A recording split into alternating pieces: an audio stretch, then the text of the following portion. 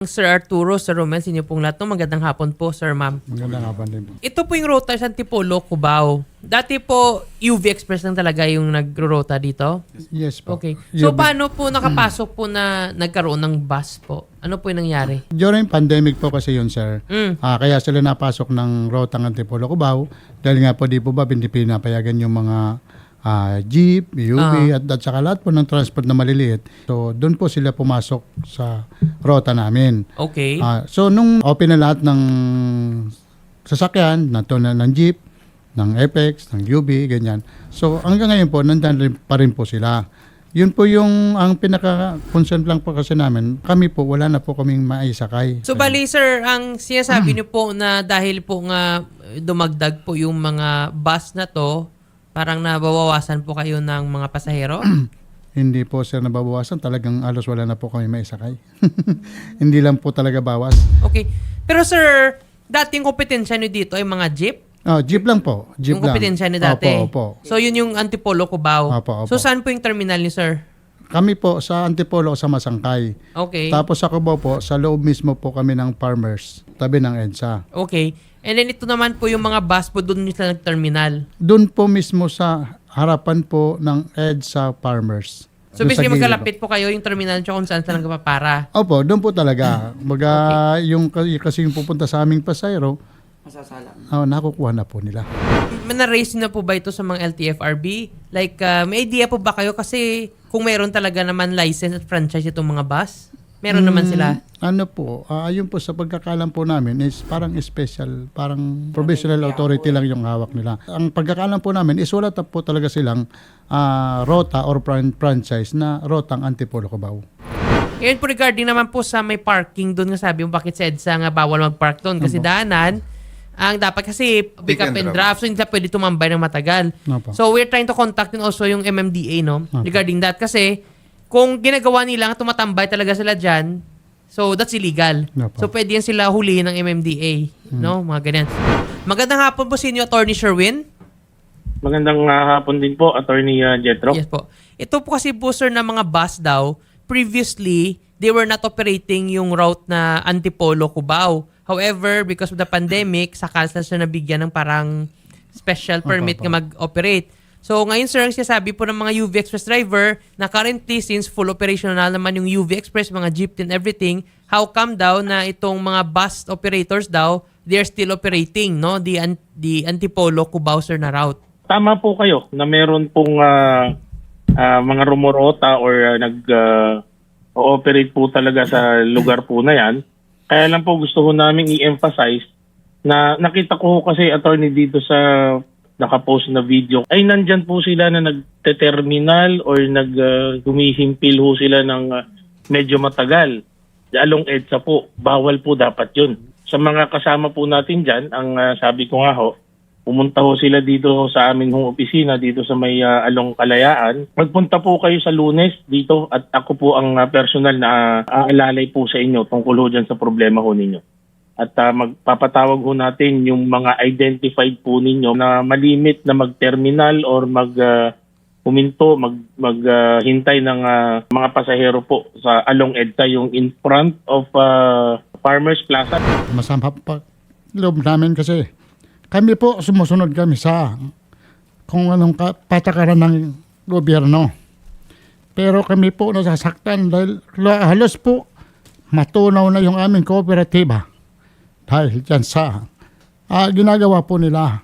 Rota po namin, sumunod po kami lahat dyan. Pero hanggang ngayon po hindi nakikita yung aming hinaing. Kami po halos hindi na kumikita talaga sa totoo lang. Bukod pa sa mahal po ng diesel ngayon, sa rental po, magkano ang rent namin sa Araneta? 56,000. Sa Antipolo po, terminal namin 47. Almost 100,000 mahigit po ang binubuno namin. Inabunuan po namin yan. Pabuhay lang po kami kasi yan lang po talaga yung hanap buhay namin. At sana naman po ang pakiusap po namin, wag naman po sana kami sagasaan ng mga malalaking kumpanya po. Opo, naiintindihan po natin yan tayo, mga kasama ko natin. At malinaw naman po ang utos po ng ating pong chairperson, si Attorney Vigor Mendoza, na kung saan ka lamang dapat mayroong authority na mag-operate or magbiyahe ay dapat po doon lang. Attorney, pakibigay na lang po yung akin pong number po sa kanila. Ngayon, kung meron ho kayo nung letter ho nila dyan, baka ho pwedeng pakipadala ho sa akin para ho magawan ho natin ng action. Sige po sir, Pagdating ang po i-coordinate sa- po sir namin, yan po sir ng team, i-coordinate po namin dito sir sa complainant, pati po sa office sir, para po lahat sir ng kanilang hinaing, pati mga evidence nila sir, may bigay po namin sa inyo sir. Apo, yun po ang pangako namin at yun din po ang utos po ng ating humahal na chairperson, si Attorney Vigor Mendoza po. Sige. Actionan po namin yan. Maraming salamat po ang Attorney Sherwin Visconde sir. Thank you for that sir. Thank you, Attorney. So sir, ayan po sir no, nag-promise sir yung LTFRB sir no, na gagawan sir nilang paraan sir. Talaga pong yung pong nagte-terminal sa harapan ng EDSA Farmers, Mm. doon po mismo yung terminal po talaga namin. Talaga Okay. pong halos wala na pong nakakaalis. Siguro 3, 4, 5. Hanggang 5 po. Hanggang sa po ito na nga po, gagamitin na nga po namin pondo namin sa Araneta kasi po talagang wala na. Okay. Sana po mabilisan po sana action bago po sana matunaw yung kooperatiba namin. Diba kayo nagre-rent kayo sa farmer sa loob? Yes po. Pero itong mga buser nga dumadaan sa Rotay, unis lang nagre-rent doon. Wala. Wala po. Dito lalong the way na mismo sa may EDSA Opo, nga EDSA. kumukuha na agad ng pasahero. Yes, Opo. Of which illegal yun kahit nga kasi sabi nga ng LTFRB nga illegal nga talaga magstay and park doon. Kasi under na po sa jurisdiction ng MMDA yan nga dapat huhulihin na nila yan pag may mga ano. So pinadala na po namin, so pinapaimbestigaran na doon. We'll coordinate lang sir sa inyo po, no, yung team naman sa radyo. Pero sa ngayon sir, unahin natin sir pagpunta sa LTFRB sir kasi nag-promise na po si Attorney Sherwin Visconde. Yeah, ba? Titigil actually yung mga illegal transaction nila, illegal terminal, ititigil. Okay. Dahil may nagbabantay. Okay. But then, kapag umalis na nagbabantay, balik na naman sila. Mula umaga ho yan hanggang gabi operation na ganyan. Pag may bantay, wala sila. Pag umalis ang bantay, nandun. Parang pusat daga. Kung estimate nyo lang, no? So, in a day po, sir, magkano po kinakita nyo dati nung hindi pa pumapasok yung mga bus na yan?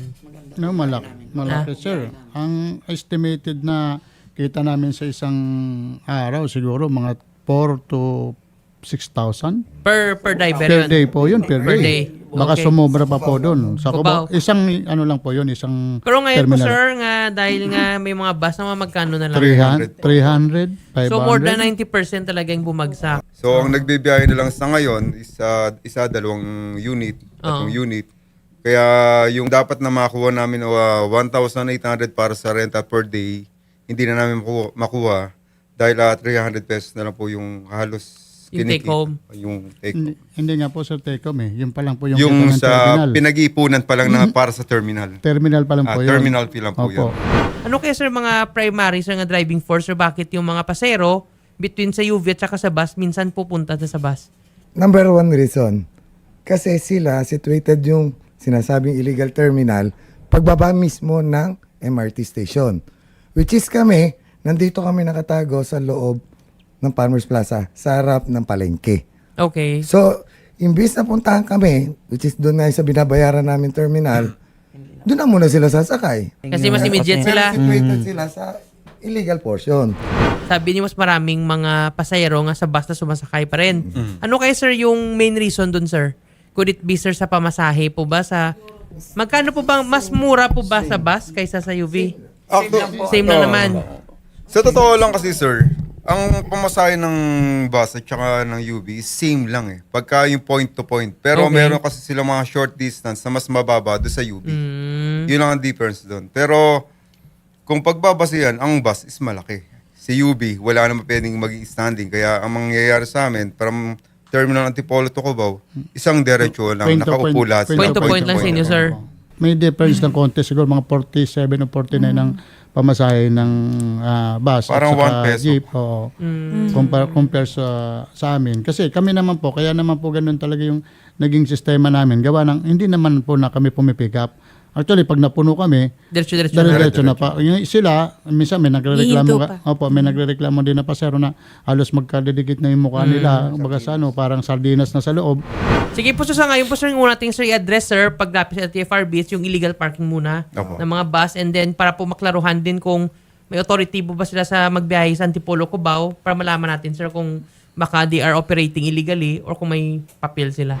Nakausap po natin si Attorney Victor Nunez, ang Director for Traffic Enforcement Group ng MMDA. Dapat pick up and drop off lang daw po doon sa area na yon. And actually, meron na daw po silang mga nahuhuli sa NCAP dun sa area. Okay. Yan na po. Opo. Ngayon po kasi, attorney, hindi po natin makakausap si Attorney Nunez, pero gayon pa man, iimbestigahan po ng NLDA. Opo. And sasamahan po kayo ng reporter po ni Senator Raffy ng Monday po, kasama po ang LTFRB. No? Salamat po. Sana po, ma'am. Thank you po. Thank you po, sir. Salamat po. Magandang hapon po. God bless po. Magandang hapon. Thank you po.